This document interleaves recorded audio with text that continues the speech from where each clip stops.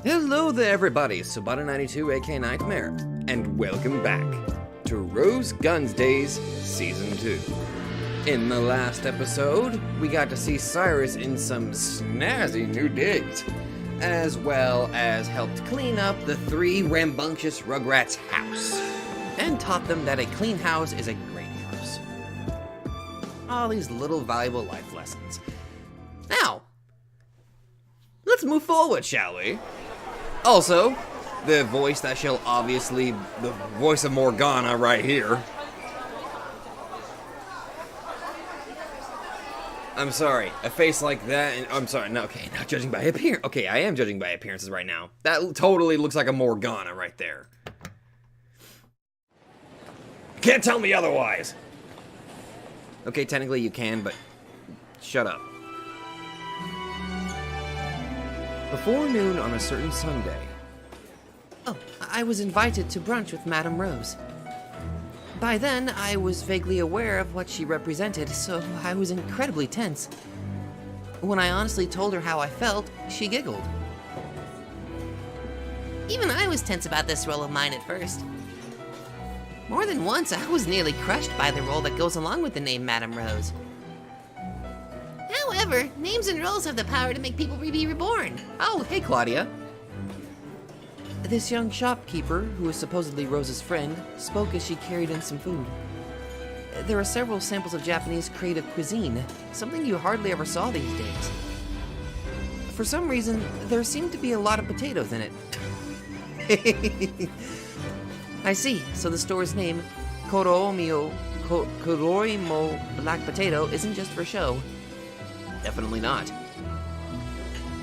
As they say, names and natures do often agree. And the same thing goes in reverse.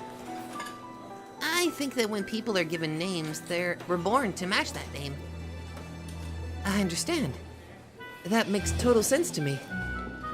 Even I might be a different person to the one I was before I lost my memory. After being given the name Rapunzel, I was reborn as a new human. At least you're not calling yourself furniture, thank you. Maybe a name is the soul and personality. Well, it isn't as though anyone could do the job of the madam. Rose was always a girl who felt a strong sense of responsibility. Yeah? A lot of people have praised Madame Rose's great achievements. And they say you saved this city from the evil mafia and gave the people their way of life back. Yeah, Rose is the city's savior. Thank you. But my goals are still a long way from being reached. Now that we've lost our country, we Japanese are going to have to make it through a tough era. It's sad, but 100 or so years from now, I think Japan might have all the Japan taken out of it. We're in Japan right now, and yet it's harder to find soy sauce and miso than ketchup and mustard. Don't really like much of any of that, really.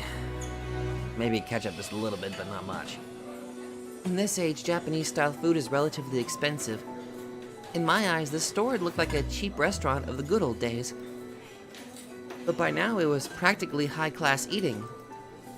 To put it another way, in the current Japan, Japanese cooking is like foreign dining.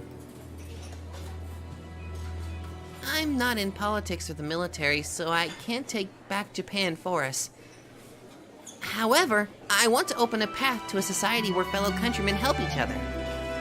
I want to show people that path. Since the Japanese became a minority, they were now the lower class of this country.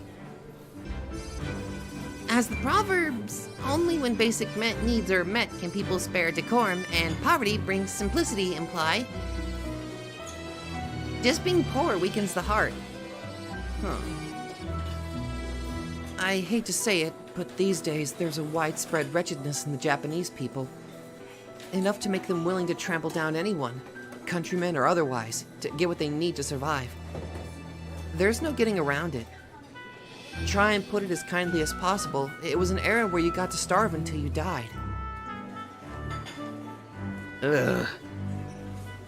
And because those are the times we live in, I want to revive the will to help each other. If only when basic needs are met can people spare decorum, then the very first step is to build a society where everyone has enough of those things. And that's why you revised the wages for laborers. Caleb-san was the one who tried to do that. I'm only inheriting his goal. He may have been a terribly violent man, but his drive to save the society of his countrymen is the one thing he still deserves praise for, I think. Yeah, the man was dedicated, but just did it in the wrong way. So I kind of agree with that. I had heard Caleb's name from Oliver's group as well. He was the big bad guy who reigned as a tyrant and drove City 23 to the point of destruction. The way that Madame Rose spoke of this evildoer with an almost fond gaze was something that stuck with me. After being blessed with many fortunes, I gained the power to make my ideals a reality. There's no doubt that it was a coincidence, just like the time I suddenly became the Madam. However, everyone entrusted their futures to my ideals. That's why they gave me the title of Madam. Huh. The real me, Rose Hayabara, truly is a cowardly, insignificant person. However, when I'm Madame Rose, I must not be that way. I have a responsibility to draw out my ideals, show the path, and guide everyone along it. You're a good girl, Rose. As she said this, her gaze felt like the gaze of a noble person, worthy of respect.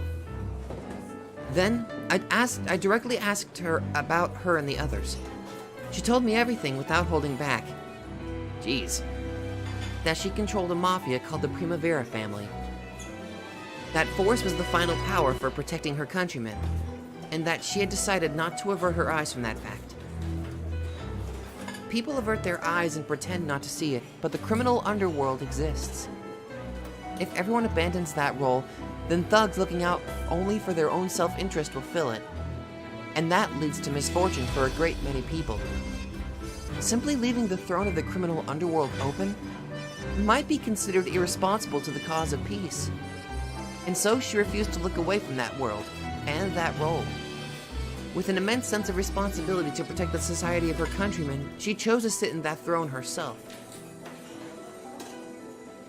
I kept on questioning myself, saying that someone like me didn't have what it took to fill that role. However, during the considerable time that I wasted questioning myself, a large number of people met with misfortune.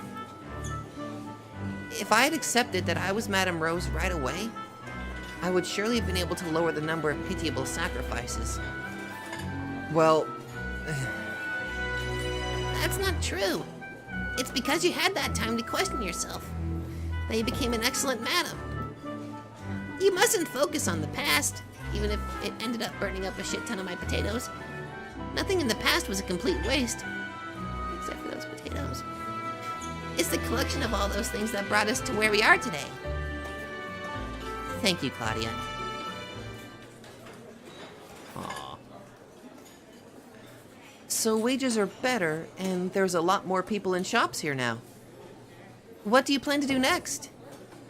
Simply put, take over the world! The next step is food culture. Don't you think the Japanese spirit is really in soy sauce and miso? I agree. They do say that a drop of soy sauce is a drop of a Japanese person's soul, after all. Yeah?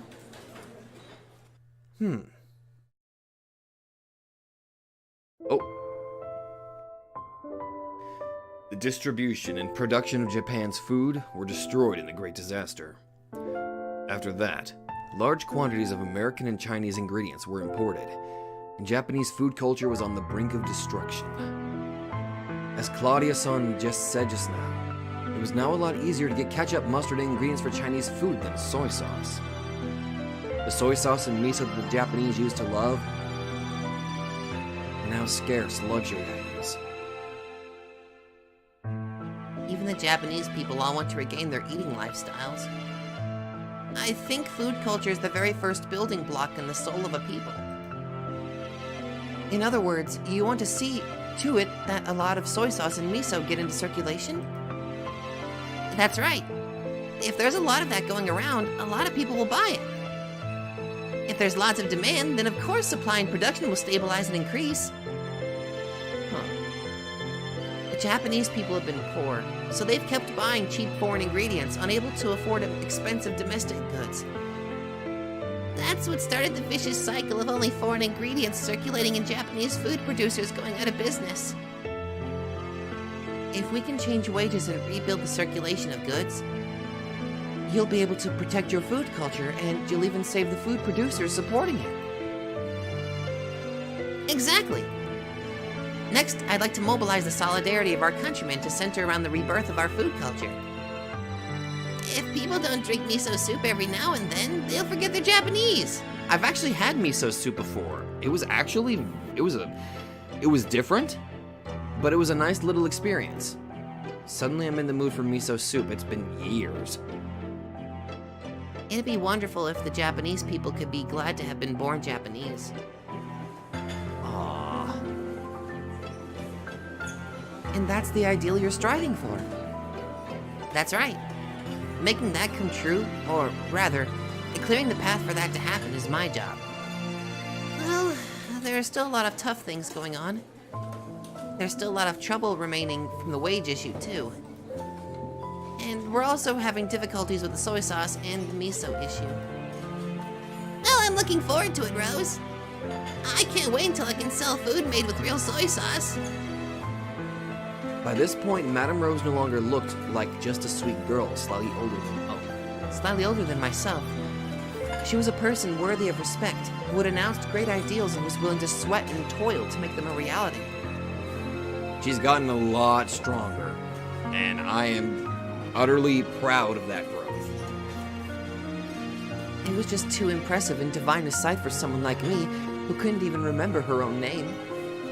However, I felt a desire grow in me. A desire to do something to help with her ideals. No, to help our fellow Japanese countrymen. It's exactly because of the times we live in that we mustn't think only about ourselves. The spirit to help one's countrymen must be treasured and nourished. Anyone's capable of thinking that. The ability to turn that into action and make it a reality was what made her so great.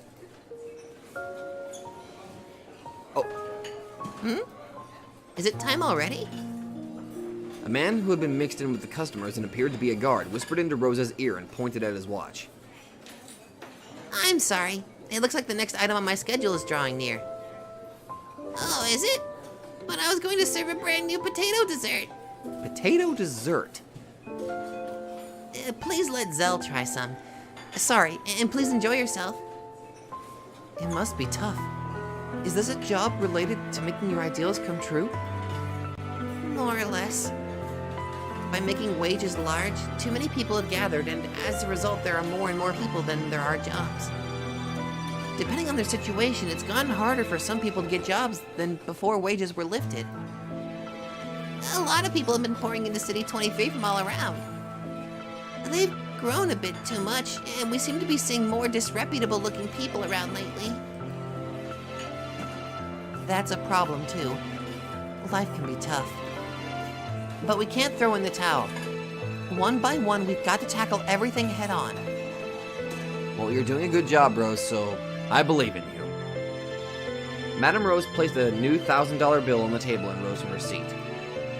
Then about half the customers in this cramped restaurant also rose from their seats. I was shocked. They were all her guards. Holy shit! This made several customers realize that she was Madame Rose, and they darted glances of awe and respect at her. Holy shit, is that Rose? Outside, a line of luxury cars was waiting for her.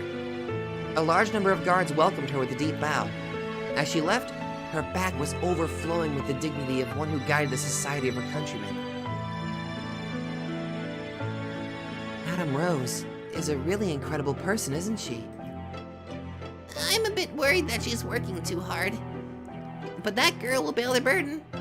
The ideal is held by a great many of us. Could you imagine if, Jean and Claudia were the same? We can't become like her. However, we all want to contribute in some way with the little things we can do. Yeah. We've got to contribute somehow, using the things we can do. She gave me a name, In other words, she practically gave me life. Partly to repay her kindness, I want to contribute something I can manage. I had reached a decision on what I ought to do, and found a person to depend on, which made me feel a sense of power, as though my feet were planted firmly on the ground. You can do it, girl. I am Rapunzel. Yes, a girl with no memory who's just started a new life in City 23. But surely, even for me, there's some way I can help the woman who accepted me as a fellow countryman, despite my past. Don't give up, me. Don't give up, you!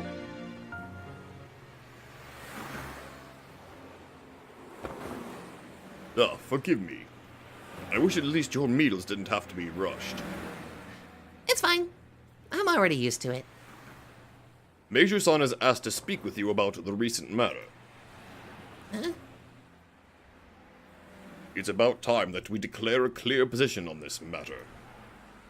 Will we save our Japanese countrymen without discriminating between them? Or will we prioritize our countrymen in City 23? Ooh. Discriminating between our countrymen is something I'd much rather avoid, but According to your ideals, all Japanese people are our countrymen. I understand that it wouldn't be proper to distinguish between them. However, we are an organization of City 23, and we exist thanks to the support of the residents of City 23. If we lose the support of our countrymen in this city, our foundation will grow unstable. Yeah, that might be... Okay, we've come across one of our first problems. Shit. Serving a cup of porridge may save a single person from starvation. However, if we took that porridge and gave 1 grain of rice's worth to 1,000 people, no one would be saved. oh boy. Our ultimate goal is to help all of our countrymen. However, we currently don't have the strength or the scale to do that. Exactly. In order to make our ultimate ideals a reality, we must step forward in the proper manner. Meiju-san said it himself once. I know. Saving the person in front of you means deciding to and being aware of the fact that you're delaying helping the next person for a time. Those who fail to reach that decision cannot avoid being labeled as hypocrites, full of nothing but idle words. You've grown more reliable. I'm sure Amanda's rejoicing. Where is she, anyway?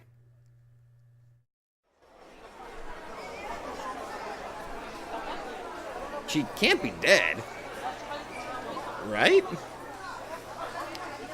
Even in the past, the area in front of the employment agency had flourished with laborers who spoke only Japanese, waiting for trucks bringing cheap day labor jobs.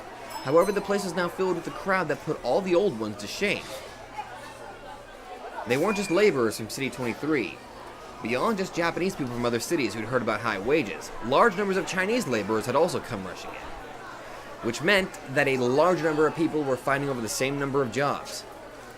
Even in the past, there would be a rush forward whenever trucks came. However, things were no longer so easygoing. It was a war. Whoa, holy shit, we got some new people in here. Well, same bodies but different faces we got here. Let me in! Let me on! Let me on! I'll do anything! Out of the way! Don't block the road! Don't care what the job is! Let me on! Let me on! My god, different faces all around here. Damn these bastards, blocking the road. Give us work! How long do you think we've been waiting here? Fine! Spot's good enough, so start gathering people. We're carrying cargo at the harbor. Need 10 strong men. $400 for the day. What the hell's that? They're blocking the road and getting jobs there. Enough messing around. Don't ignore the employment agency code. To hell with your code. I came here from Ichikawa hearing they had better pay around here. I'm from Hachijo Toya. We're betting our lives on this. Come on, out of the way! Out of the way! God, we're full! Open the road! Damn outsiders, it's your fault we can't get jobs. The hell's that to me, bastard? I've got a hungry child.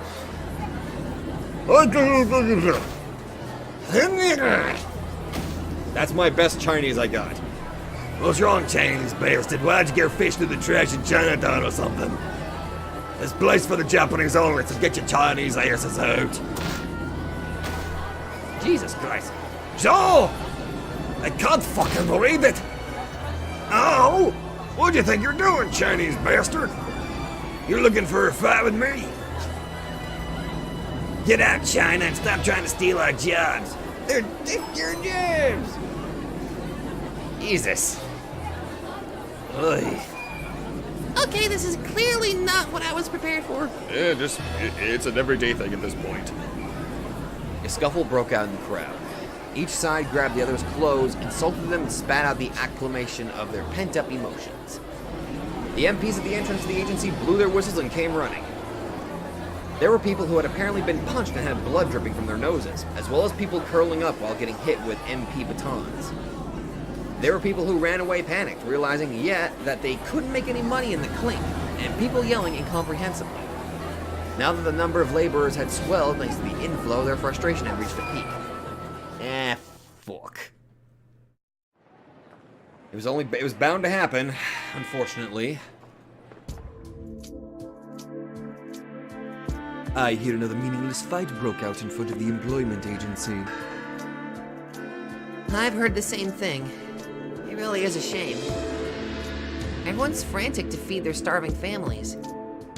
The number of people in front of the agency has increased, and a lot of people are losing their tempers, unable to get jobs.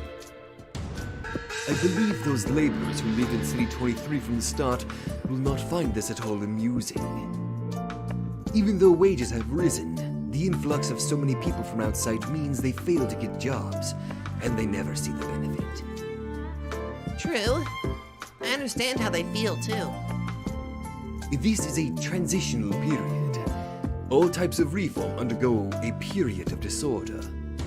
I mean, what you have done will slowly seep in over time. That's true. Time may be what we need. If laborers would gather for high wages, the other cities paying low wages wouldn't be able to find people anymore. It's basically pressuring the other people to increase their wages, so that way the one place is not being overrun by these people, and they can go to the other jobs with higher wages. I know, I get the plan that they're doing.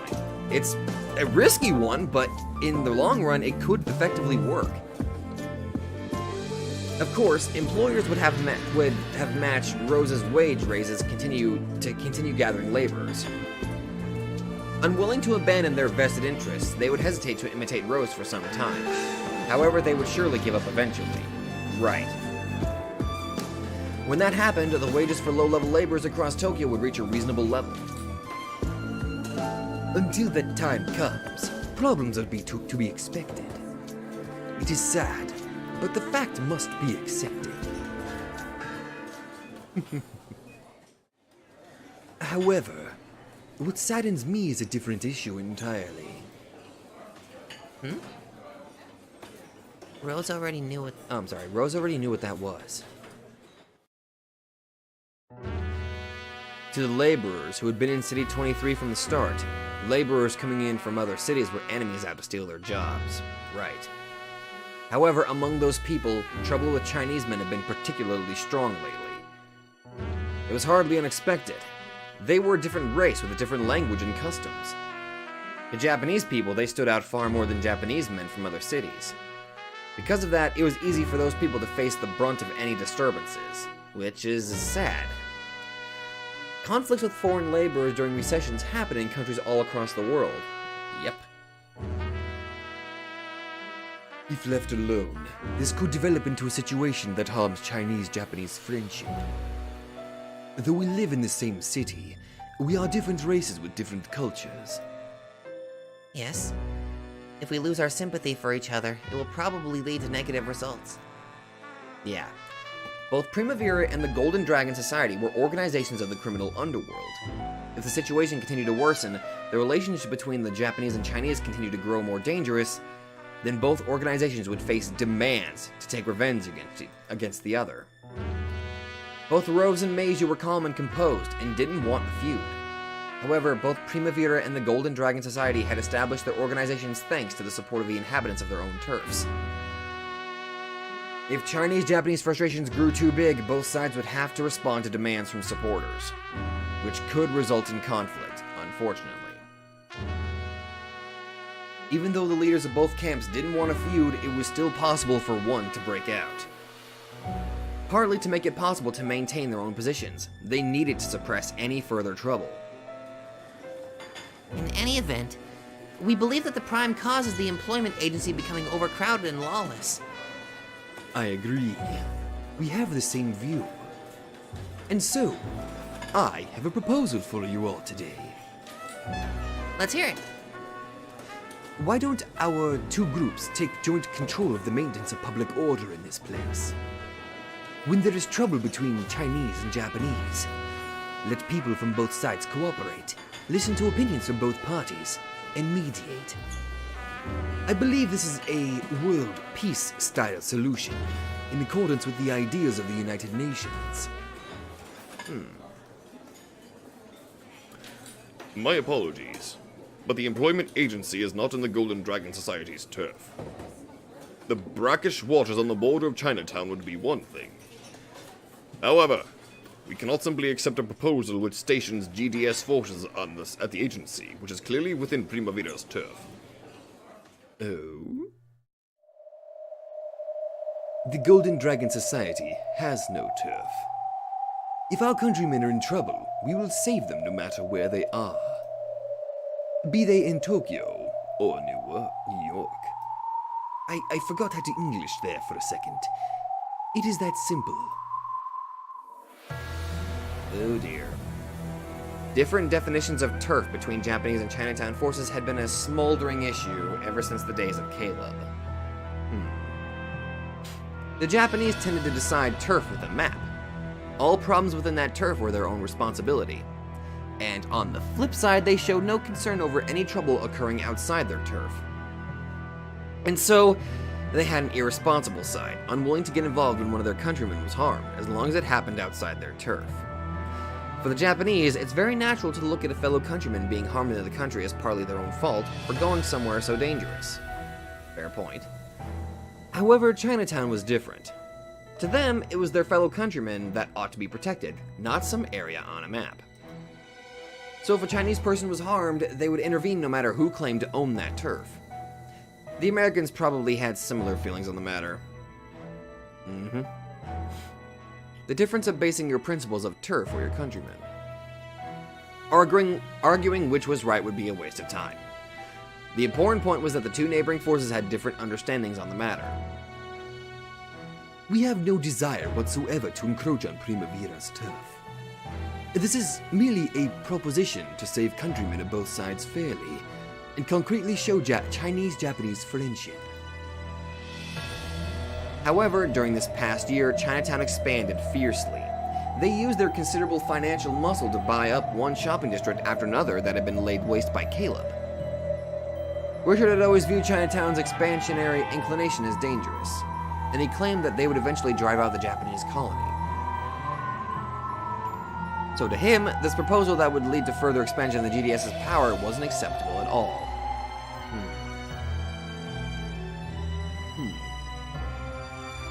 Pardon me, but we would like to take responsibility for handling this case. In that case, do you have a better proposal than mine? We're currently making preparations to establish a labor union for our Japanese countrymen in City 23. We would clearly designate the union office as a place for day laborers to find work, as opposed to an unregulated location such as the employment agency. We would also guarantee them this privilege by issuing union cards. Matters would be arranged so that members could receive jobs equally, according to an ordered and planned system. Oh. Might I ask what the qualification requirements would be for members of this union? First, membership would be limited to those with a certificate of residence in City 23. Okay. And would that include the countrymen of Chinatown with certificates of residence in City 23? This union would exist as part of Primavera's structure, so naturally it will be directed towards our Japanese countrymen. Oh. Meiju snorted and his eyes glinted. Of course, as a person who represented the interests of Chinese laborers, he couldn't accept this. It would mean Chinatown laborers would be unable to eat. Are there not many employers in Chinatown willing to offer jobs to those who can speak Chinese? I believe there are more well-off people there than among the Japanese, who form the lowest class. You cannot get away with that excuse. After all, the double market rate wages you offer are just too overpowering. Not all Chinese employers are as well off as you. They cannot afford to pay double wages. If our people decided to go to the employment agency in search of higher wages, who are we to stop them? Besides, lately there have been Chinese businessmen suffering because they cannot find laborers, thanks to your one-sided wage increases. I regret having to say it, but some have begun to criticize this action as a Japanese economic invasion. Oh.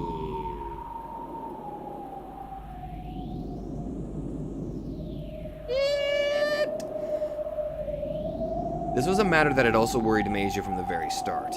If Primavera controlled City 23, there would be a radical change in wages and a massive wage panic.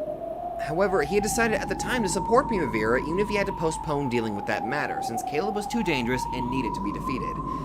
Oh, fuck. Meiju-san, that's a misunderstanding. We're only doing this to increase the income of our countrymen. Besides which, before we took action, Chinese people would never come to search for work at the employment agency in the first place. That is not true. For a long time, there have been a large number of Chinese people getting jobs from the employment agency. You simply couldn't tell who they were because they thought speaking in Chinese would stir up trouble and tactfully kept their mouths shut. At any rate, I cannot support a proposal that gives all the agency jobs to the Japanese. Oh dear.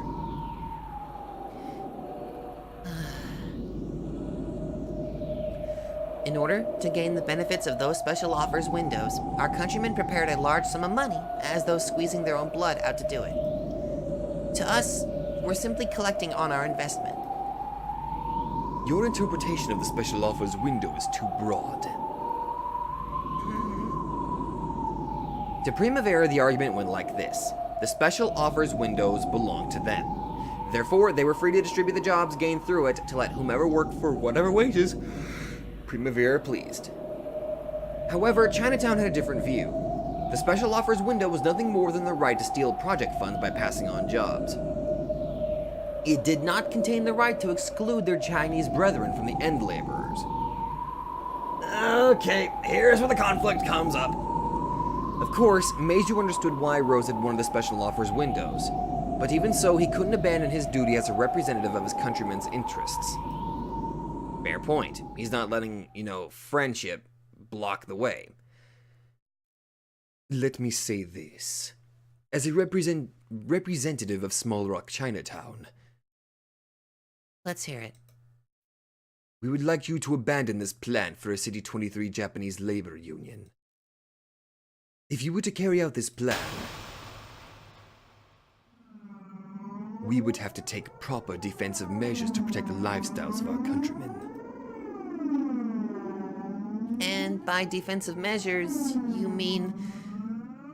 Any actions without restrictions taken with the goal of protecting our countrymen. So you would go as far as war? It means we reserve all options that might be necessary to protect our countrymen. Oh, here's the conflict!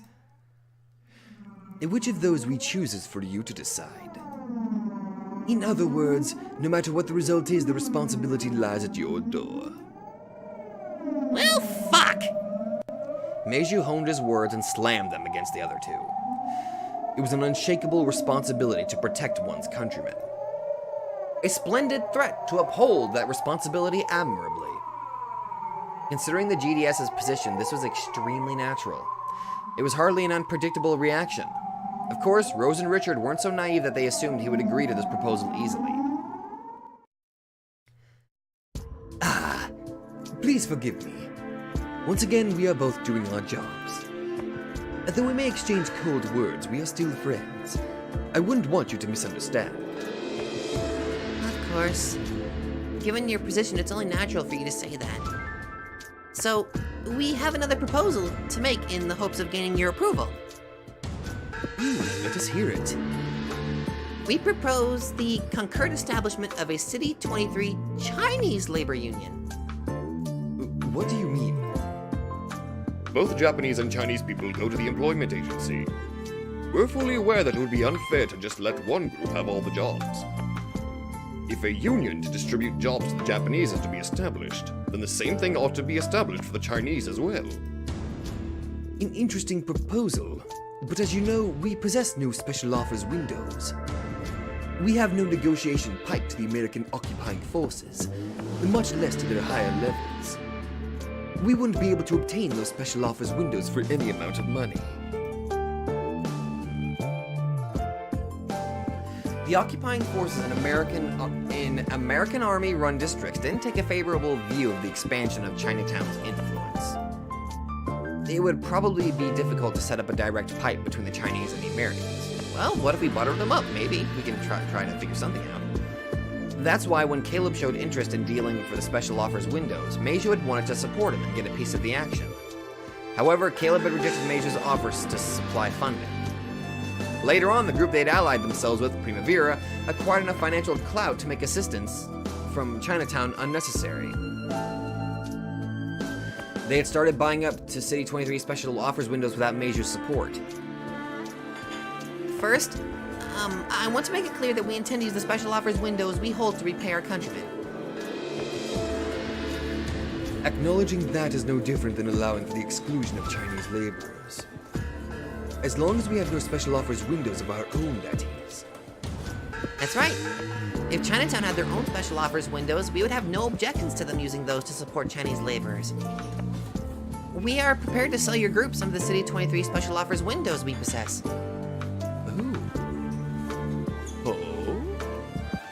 For once, Meiju was stunned silent. True enough, while the special offers windows couldn't be bought directly from the Americans, they might be obtainable through the Japanese. However, that would probably result in Primavera earning the displeasure of the occupying forces. So we're taking a risk out for you, dude. In that regard, I guess. Well, I find it hard to imagine that Captain Butler would go along with that. To the captain, nothing is more important than having peace in this city's underworld. We've already obtained his consent on this matter, if it will serve to further this goal. Wait, seriously? Oh, well, I wasn't prepared for that. How much are you willing to let us have? 20% to start. We're thinking up to a maximum of 30%, depending on negotiations. Ooh. The long-sought-after special offers window of City 23. Gaining those would grace Small Rock Chinatown with considerable stability. Chinatown seemed to be dazzling on the outside, but unless it had a special offers window, that lack of a foundation would always be a source of uneasiness. I'm also just loving how shocked he's been getting. I like these, he's completely just flabbergasted. I love those sprites. It's so cool. It's funny. As far as anyone knew, political opposition between America and China might grow in the future, and harsher exclusionary measures might be taken up by both sides. If that happened, the presence or lack of a special offers window could greatly affect the fate of City 23's Chinatown. Of course, Primavera would charge them a considerable sum. However, they had money. This was a chance to buy something that normally couldn't be bought with money. That was Primavera's bargaining point in this plan to establish a union. For Meiju, it was a chance to succeed in the glorious achievement. If I accept this proposal, and we quickly establish labor unions for the Chinese and Japanese, what will happen? On the face of it, the trouble involving members of both nations fighting for jobs would go away. However, that was assuming wages were the same for both unions. Unless they had the same high wages as the Japanese side, resentment among Chinese laborers would probably explode. Raising the wages for laborers would make it impossible to use the greatest advantage of holding special offers windows, the ability to snatch up some of their budgets. To the high-ranking elders of the GDS, that advantage was an extremely delicious side job. However, if they wanted to raise wages to match the Japanese side, they would have to abandon that side job. There was no way those greedy elders would agree to it. Of course, the elders were displeased with Primavera's plan to raise wages. Laborers had left City 22 in droves, and the shortage of workers there was becoming noticeable. Demands from the workplace for higher wages were growing fierce, and it was liable to cause trouble for their side jobs in City 22. The GDS higher-ups had ordered him to somehow put a stop to Primavera's wage-raising plans, but... Damn those senile old fools. Major silently complained inside his head. Do you realize how many of our Chinese brethren have suffered because of your greed? Rose, a Japanese person, was born as a dragon determined to save her countrymen.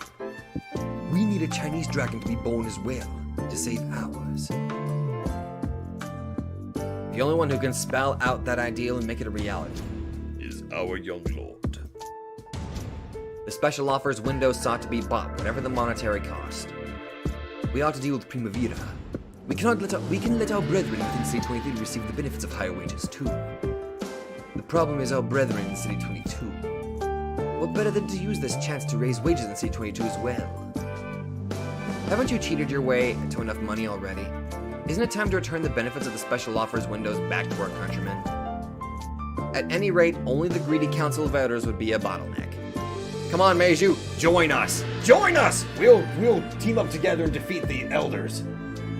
That actually came out worse than I thought.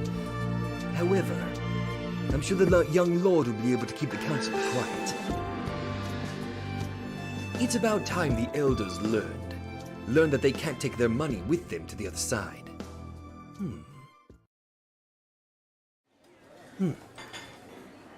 Your proposal is quite a tempting one.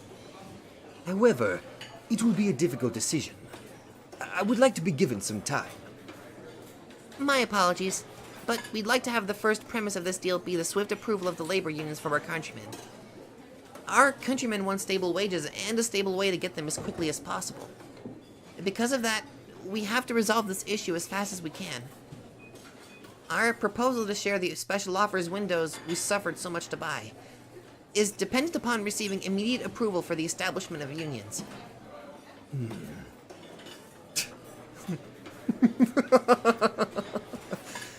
You've gotten much better at negotiation, Rose-san. If you tried to force the establishment of unions, I would lose face. But instead, you also dangle an alluring treat before me. Quite splendidly done. Thank you. Meiju-san, we're also frantically trying to save our countrymen. Even so, we realize there are people living in this city besides our countrymen.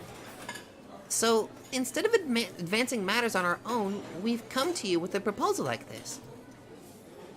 I understand, of course. While you could have ignored us and established a union on your own, you gave me room to negotiate. I must express my gratitude to you for allowing me to save face. True enough, this doubled as a message that Primavera had no desire to ignore the GDS. Furthermore, Meiju was pro-Japanese. At this time, most Chinese people felt that, since the Japanese were members of a defeated nation, there was no point talking with them on an even footing. That made Meiju a very convenient person for Primavera to deal with. They didn't want to embarrass him. So, they had thrown in a deal for the special offers window as a remarkable precondition for their plan. Basically, they're being very generous for you, Meiju. Likewise, Meiju didn't want to embarrass them.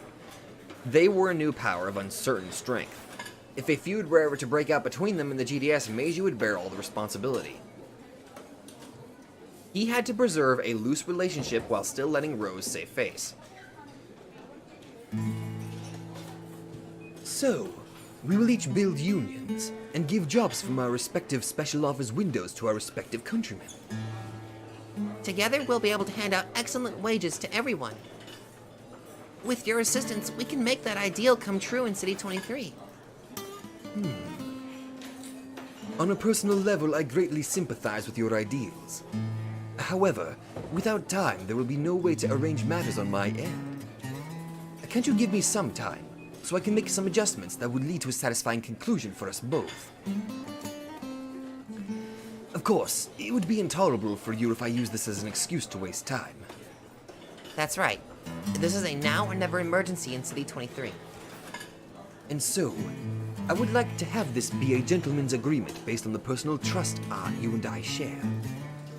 To produce the best possible result, I would like you to trust me and allow me a bare minimum of time.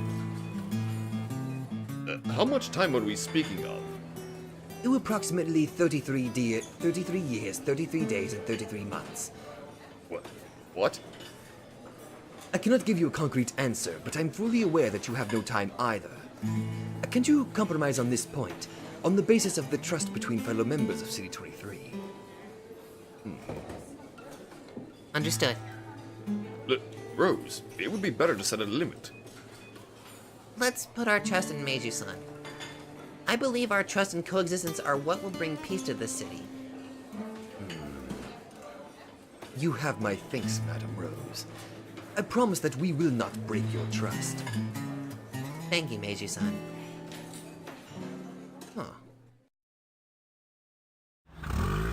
Part of me wants to imagine, like, as soon as he got like the idea of a special offer his window, I'm just imagining Meiji just kind of bouncing around on his bed like, wee. I'm sorry, I'm just, I don't know. I have weird images pop in my head whenever I'm playing this. I believe you could have applied more pressure than that. They're people we have to coexist with. There's no need to pick a fight. Do you realize how much Chinatown has expanded this past year? To protect the livelihoods of our countrymen, we ought not let them expand any further. What's the worst case scenario you're imagining, Richard Kuhn? All of Tokyo being taken over by Chinatowns. Their solidarity is formidable. The Japanese, whose solidarity isn't nearly as strong, will be forced out of Tokyo. So you're saying that our resilience is no match for theirs? We are a people being driven out. Tenacity and cunning. In all ways that matter, the Japanese have no advantages of the Chinese. Do you know why the Sea of Japan is called by that name? It's because without that sea, this place would have been part of China from the start. The country known as Japan would never have been born. We are an immature people, cut off from the weeding out of the mainland by the Sea of Japan, and unbaptized by progress. In a struggle for existence, we cannot defeat them. We will be weeded out from Japan. Surely you have seen the warning signs. Truth be told, in Tokyo of 1948, half of the 22 independent cities, excluding City 1, were under Chinese military control. Nearly all of those had to become Chinatowns. So half of Tokyo had already become Chinatown. Also, City 23 wasn't the only American-controlled city that had Chinatown advancing in on it. There were many people besides Richard who felt that all of Tokyo was becoming a Chinatown. In the end, we cannot coexist with them. Have you always been a person who thought like that, Richard Kuhn? Wasn't your motto that beliefs and nationality were meaningless to business? That's nothing but the empty talk of money worshippers. I may have been like that when I was a mere moneylender, but not anymore. Yuji won't be able to ignore this danger if he is to protect Japan for the children of the future. In the past, when he was a businessman and a moneylender, he hadn't cared at all about the nationality of those he dealt with. However, since becoming the consigliere of an organization for mutual cooperation between countrymen, his way of thinking was apparently beginning to change. I don't want you to misunderstand. I agree with your position that the Chinese are neighbors whom we ought to coexist with. I understand that your position is one that keeps our future in mind. However, if it's at all possible, I would choose to coexist with them. If If the Japanese are an immature people, then there ought to be a lot for us to learn living alongside people as resilient as they are. I think we should place more trust in our children of the future. An optimistic view. Would you throw a rabbit into a lion's cage and expect it to learn resilience? I want to believe that our children of the future will live resiliently and adapt to a new era. They'll learn several languages such as English and Chinese, accept the differences in culture and common sense held by other countries, and gain the ability to adapt. They'll gain the vitality to boldly set out across the many vast countries of Asia, and not just the small Japanese island chain. And all the while, they won't lose their identity as Japanese people. They'll protect the culture they've inherited. If that isn't possible, then we may be destroyed as a people. However, if that's the case, then I want to hold on to one thing. The willingness to care for the other people. I want that. I want only that. To be our people's pride, regardless of how immature we may be. Well, it certainly is true that a peace based on friendship is the cheapest to maintain. I'm sure Meiju-san will understand. I'm sure we'll be able to build a utopia in City 23. Rose sighed and closed her eyes. For the sake of her ideals, she had to raise her spirits and make a decision she would rather avoid facing. Rose slept for a while, and Richard gazed at the city through the car window with a distinct look. And I will search for a new card that will help us in our negotiations. For the future of our children as well. I won't let anyone get in the way of the future you envision. Not even Meiju-san. You're a good... Oh. Chapter 1. Richard. You're a good guy. You're a good guy, Richard. Alright. With that, we've concluded Chapter 1 of Season 2. I guess. Okay. We had a somewhat stressful negotiation with Meiju-san, which actually resulted in some funny expressions that I didn't think I'd actually see on Meiju. Like, as soon as the special offers window suddenly popped up, he's just like, ooh my. I don't know, I just found that utterly amusing. Okay, whew. Okay, this is kind of stressful. I hope Meiju-san doesn't take too long, but... Okay. I gotta say, it's pretty generous of Rose to actually, you know, also the fact that Butler got this approved, that they're willing to sell them the special offers window. Especially considering it's something that, you know, they really, really wanted. Which, I gotta say, I'm just trying to imagine, like, being inside Meiju's, like, little headspace, like, he's just kind of like, okay, these negotiations are not going well. Wait, what was that? You're gonna sell me... Oh my... Anyway, okay, I can't wait to see what else we're going to be going into, but on the other hand, my throat's murdering me, so I'm going to go ahead and just kind of rest my throat just for a little bit, so see you guys, thank you guys so much for watching, and I will see you guys in the next video. Hello there everybody, Subaru92 here, and if you like this video, be sure to let me know in the comments down below. And hey, if you guys like my content, then maybe you'd like to check out another channel who I think deserves equal attention. So click that nightmare emblem and check out that channel, or go to the links in the description down below. Once again, thank you, and I'll see you guys in the next video.